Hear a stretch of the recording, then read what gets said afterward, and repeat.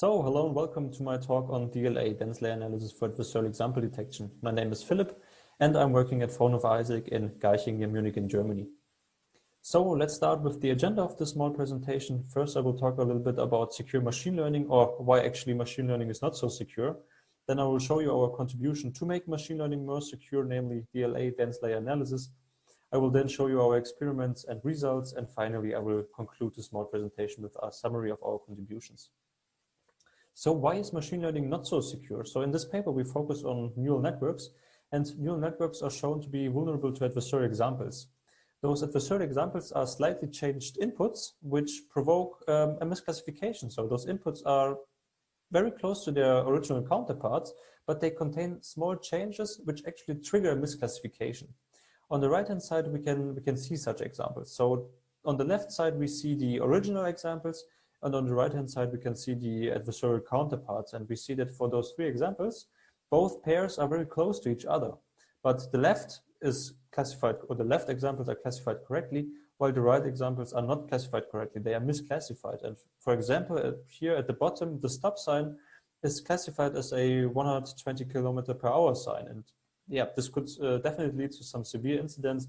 And therefore, we need to protect our machine learning concepts and our machine learning systems containing neural networks in order to be more secure, more robust towards adversarial examples. State-of-the research is trying very hardly to do so. So there are two approaches in order to protect against adversarial examples. On the left-hand side, we can see active methods, for example, adversarial training. But those methods, they come at a cost. So there's a natural trade-off between robustness and accuracy.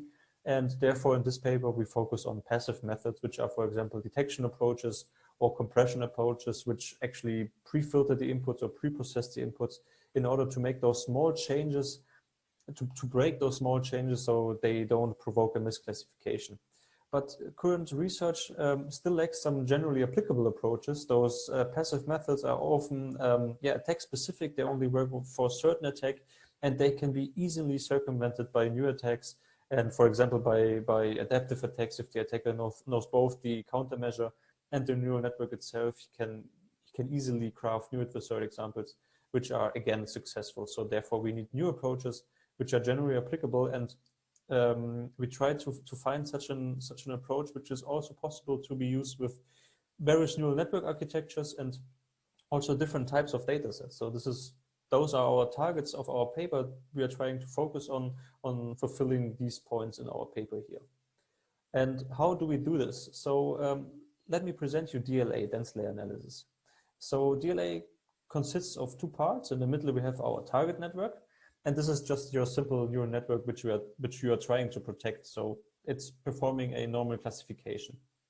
And like you are used to, the target network takes inputs and produces an output, and those inputs can either be benign or adversarial. In our studies or in our research, we found that adversarial examples actually trigger a certain type of behavior of the target network, and this different behavior, the special behavior, can actually be detected. And we do this with the hidden activation values from the dense layer, or from the dense layers actually, from the target network. So the target network is processing inputs of unknown nature, and we are observing the hidden activation values. And in our training process, we found that the hidden activation values, which are triggered by benign examples, differ from the hidden activation values which are triggered by adversarial examples. So this behavior is so special that the hidden activation values are different. They have certain patterns which are certainly detectable. And so this is the basis of our detection approach. And in our analysis, we found those different patterns in the activation space. And what we then did is we added the so-called alarm network, which just takes the hidden activation values of the target network without pre-processing, without feature extraction or feature crafting. It just takes the hidden activation values and performs a binary classification. So we have benign inputs sent to the target network, adversarial inputs sent to the target network. We extract the hidden activation values in both cases and train the alarm network to perform a binary classification, or in this case, a detection of the adversarial examples. So let's focus on those two components, the target network and the alarm network, in more detail. As I said, the target network is trained on normal data is just your normal target network like you're used to, your normal neural network. It takes the input X and puts then out a class prediction, so the most probable class of input X. And it's trained, as I said, on normal data only. On the other side, the alarm network is trained a little bit differently. It's trained on the hidden activation values of the dense layers of the target network and tries to perform, or is trained to perform, a binary classification. So it returns a 0 if the hidden activation values probably are triggered by benign examples, and on the other hand side, it produces a 1 if the hidden activation values are assumed to be triggered by adversarial examples. And this component here, this alarm network, actually performs the adversarial detection in our system. So let's summarize the 3 steps of DLA. On the left-hand side, we start with the training process of the target network, and it's just trained with your normal training data. So like you're used to, like you did it before, it's just your normal training data, and you train your your target network in this case. In the middle, this is the new step which we introduce here in order to make our neural network or our machine learning system more secure. We actually need to train the alarm network, and this is done as follows. We create a new training set, and this training set contains the normal data, so the same as here, but also some adversarial examples. So we need some counter examples.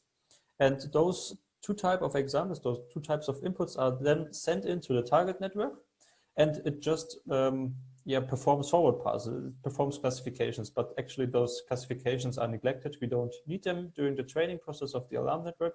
What we actually need are the hidden activation values of the target network. So we extract those and feed them into the alarm network and train it to perform a binary classification. And in this case, this is done in a supervised manner.